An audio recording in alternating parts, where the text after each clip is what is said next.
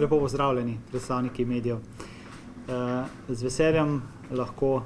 sporočam in povzamem današnji konstruktiven in zelo pozitiven sestanek, ko smo županom in predstavnikom občin iz področja 3A razvojne osi, torej razvojne osi, ki povezuje področje od Ljubljane do Petrine, kjer smo na sestanku jim predstavili vse naše načrte, tako na področju ceste kot železnice, ki jih imamo v načrtu v najkrajšem možnem času zagotoviti prebivalcem. Če povzamem, nekako to področje v zadnjih letih predstavlja vse večji gospodarski potencial, se razvija, ustreza, bom rekel, nekakšnemu modelu uspešnega regionalnega centra, regionalnega področja. V tej luči pa zaostaja le še infrastruktura. Če se lahko pohvalimo, da je bilo storjenega nekaj na področju železnic, pri čemer za oktobrom sproščamo potniški promet v železniškem omrežju, pa je bila cestna infrastruktura zares zapostavljena. Če želimo tudi v nadaljnje, kar si za ministra močno prizadevava in za celotno ekipo na ministrstvu, če želimo spodbujati skladen regionalni razvoj in pa okoliščine, ki omogočajo dostojno življenje in razvoj ljudi tudi na podeželju, da s tem omogočamo, da mladi in vsi ostali ostanejo na podeželju, ustvarjajo in prinašajo doprinos države, je pomemben tudi razvoj cestne infrastrukture. Sledimo seveda trendom trajnostne mobilnosti, kar tudi pri teh načrtih dajemo ustrezen poudarek, ne gre pa tudi mimo razvoja cestne infrastrukture, ki predstavlja hitro in učinkovito rešitev do trenutka, ko bodo ukrepi trajnostne mobilnosti dosegli želeno raven. Z župani in predstavniki, ki so se skoraj v celoti odzvali našemu povabilu, smo se torej pogovorili o vseh ukrepih, ki jih trenutno proračun že predvideva, torej to so vsa tista spremenjeni projekti za izboljšanje prometne varnosti in pa pretočnosti na povezavi 3A razvojne osi, torej razni hodniki za pešce, kolesarske povezave, preureditev križišč in pa posodobitev vozišč. Smo želeli predstaviti tudi spisek oziroma nabor naših projektov, ki smo jih uspeli v tem času od našega nastopa pripraviti in ki predstavljajo na tem odseku nekakšno novost, nadgradnjo, predvsem pa tisto rešitev, ki si jo prebivalci ribniško-kočevskega področja močno želijo. Če skrbimo za ljudi na preostalih področjih Slovenije, si tudi ribniško-kočevska zasluži to rešitev. Med kratkoročnimi ukrepi smo tako izpostavili, bom rekel, 3 najbolj ključne in najbolj pomembne. Ko govorimo o največji težavi na področju Škofljice in prometnih zamaškov neustrezne pretočnosti, na tem področju smo s strokovno ekipo, ki sem jim zelo hvaležen in so res oddelali odlično delo, pripravili rešitev križanja železniškega omrežja za cestno infrastrukturo v občini Škofljica, kjer prihaja vsakodnevno do velikih zamaškov. Tu je predvidena izgradnja podvoza, torej da bo cestno omrežje pod nivojem križalo železniško progo, hkrati preureditev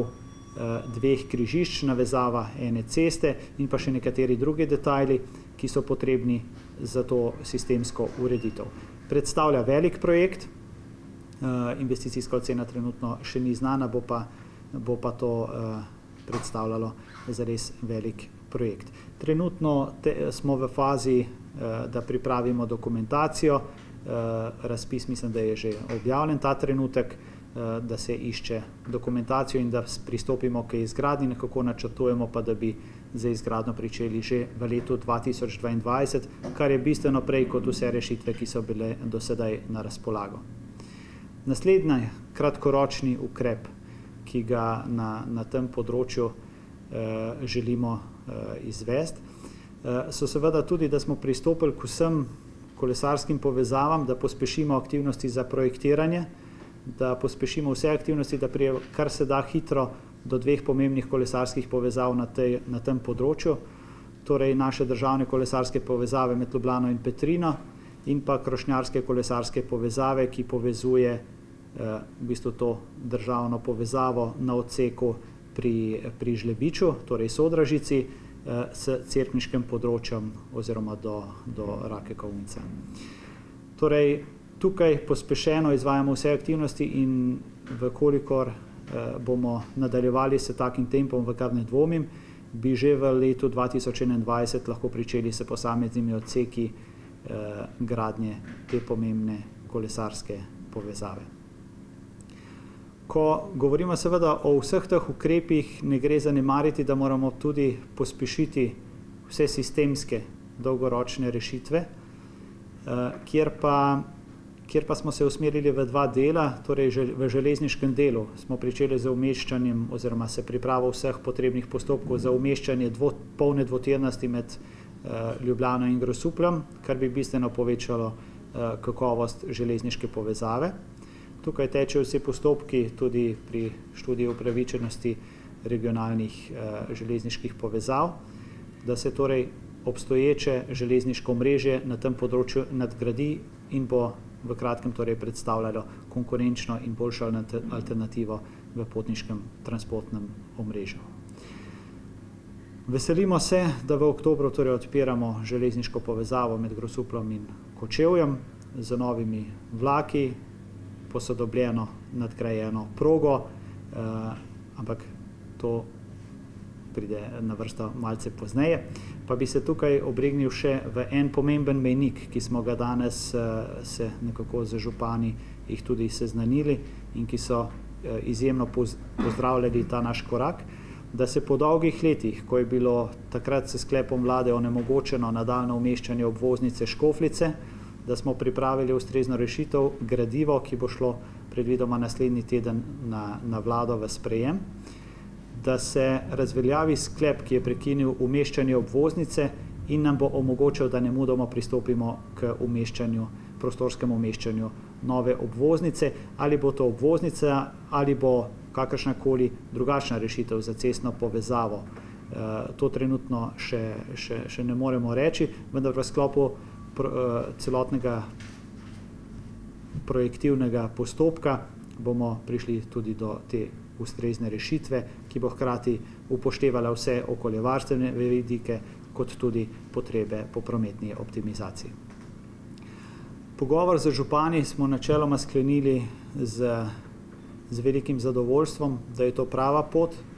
da so potrebni veliki strateški